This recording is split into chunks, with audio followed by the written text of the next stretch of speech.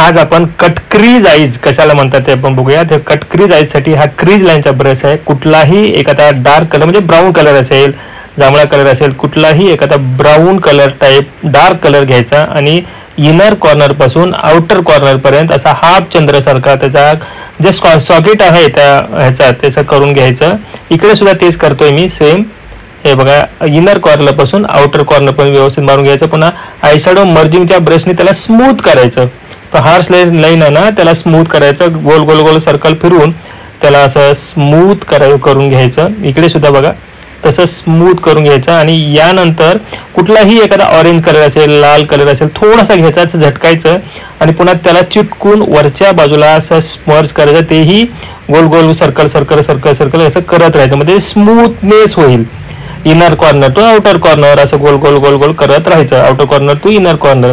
ह्या साईडला सुद्धा तसंच करायचं. पहिल्यांदा कमी करा, कारण कमी केल्यानंतर पुन्हा जास्त करता येतं. पुन्हा जास्त झाला की बाई कसं करू मी, जास्त झालं की आता कमी कसं करू, असं होत नसतं ते. त्याच्यामुळं पुन्हा मी परत अजून कलर घेतलाय आणि त्याला डार्क करतोय. पहिल्यांदा जर मी घेऊन लगेच ब्रश लावला असतं तर कसं झालं असतं, डार्क झालं असतं. पुन्हा असं वाटलं होतं, क्लायंट म्हणतात की हो डार्क झालं डार्क झालं. म्हणून कधीही स्मूथनेस येण्यासाठी पहिलं कमीच घ्या आणि पुन्हा परत परत करा वाटलं तर थोडं थोडं थोडं थोडं. पण पुन्हा बघा, लिक्विड कन्सिलर घ्यायचं आहे. कुठल्याही आयव्हरी कलरचं लिक्विड कन्सिलर घेऊन याला आईजला कट करून घ्यायचं आहे. हे बघा, कट क्रीज करतोय मी. हे असं कट करून घेतोय व्यवस्थित. असं सॉकेट करून घ्यायचं पूर्ण. आयव्हरी कलर नाही, एक लिक्विड कन्सिलर आहे. जस्ट गोल्डचं मी वापरतोय. कुठलंही वापरा तुम्ही चालतं, आईजला तर पाहिजेत. आयव्हरी कलरचं घ्यायचं. इकडलं सुद्धा कम्प्लीट करून घेतलं मी. हे बघा व्यवस्थित असं परफेक्ट. बघा, वर डार्क कलरचं आपण आयशॅडो केलेत ना, त्याच्यामुळे त्याला खाली हा सॉकेट बरोबर पुढे आला. आता त्याच्यानंतर आयशॅडो पॅलेटमधील कुठलाही एखादा डार्क कलर घ्या, जांभळा, निळा. पण लावत असताना बघा वरून छोटीशी एक लाईन सोडायची आहे. पांढरी लाईन वरून सोडायची आहे, म्हणजे त्याला कट क्रीज म्हटलं जातं. तुम्ही बघितलं असणार पोस्टरमध्ये वगैरे, वर असं गोल ड्रेस असते बघा, तसे हे आयशॅडो आहेत. असा इकडून बी लावून घ्यायचा, इकडून बी लावून घ्यायचा. व्यवस्थित लावल्यानंतर पुन्हा आयशॅडो ब्रश घ्यायचा. आयशॅडो हे आयशॅडो ॲप्लिकेशन ब्रशने लावतोय मी. पुन्हा हे लावल्यानंतर आयशॅडो मर्जिंग ब्रशने त्याला व्यवस्थित असं मर्ज करून घ्यायचं. ते बी हार्श वाटलं नाही पाहिजे, एकदम हार्डनेस असं वाटला नको. स्मूथ असं पाण्यात जसं कलर टाकल्यानंतर कसं होतंय ना, तसं ते हे बघा मी याला स्मूथ करून घेतोय. थोडंसं आयशॅडो मर्जिंग ब्रशने त्याला मर्ज करून घेतोय.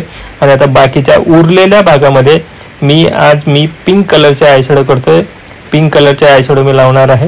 तुम्हाला हे सगळं काही आवडत असेल तर नक्की मला चॅनलला सबस्क्राईब करा आणि फॉलो करा आणि शेअर करा. सर्वात महत्त्वाचं म्हणजे सगळ्याला कळू द्या. हे बघा, मी अजून हा पिंक कलर घेऊन ओनली अप्लाय करतोय. टॅप टॅप टॅप टॅप करतो, कुठेही घासत पिसत नाहीये. हे वरून व्हाईट रेस सोडली आहे बघा, एक लाईन सोडलेली आहे मी. वरच्या बाजूला बघा तुम्ही एक लाईन सोडली आहे मी.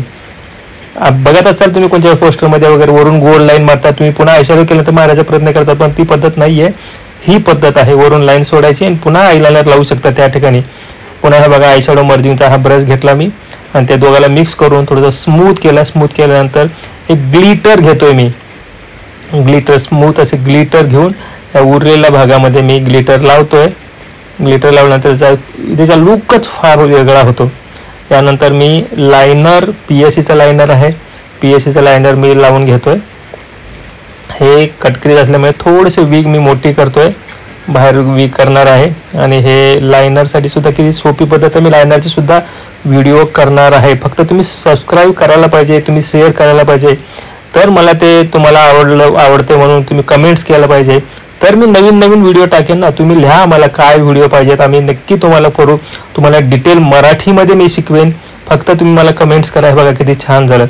तुम्हाला बिगिनरसाठी तर माझं फारच चांगलं आहे. एकदम नवीन जे आहेत लोक, हे बघा पुन्हा काजळ लावतो मी. ब्रशनी काजळ लावत नाही, ब्रशची पाठीमागची बाजू. लायनर प्लस काजळ आहे PSCचं. ब्रशची पाठीमागची बाजू घेतोय. हे बघा कसं करतोय बघा.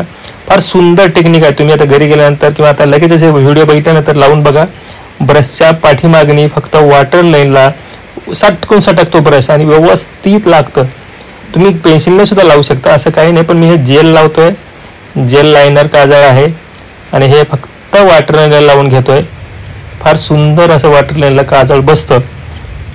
हे काजळ झालं. काजळ झाल्यानंतर लायनर काजळ सगळं केल्यानंतर बघा किती छान असा हा इफेक्ट होतो. कट क्रीज आय शॅडो असतात हे पूर्ण मेकअप केल्यानंतर. आता हे बघा जे काळा लावलंय म्हणजे काजळ लावलंय तिथे मी काळा आय शॅडो कलर घेऊन थोडा स्मूथनेस आणण्याचा प्रयत्न करतोय त्या काजळाला. म्हणजे दोन्ही मिक्स होते काजळ आणि ते आय शॅडो.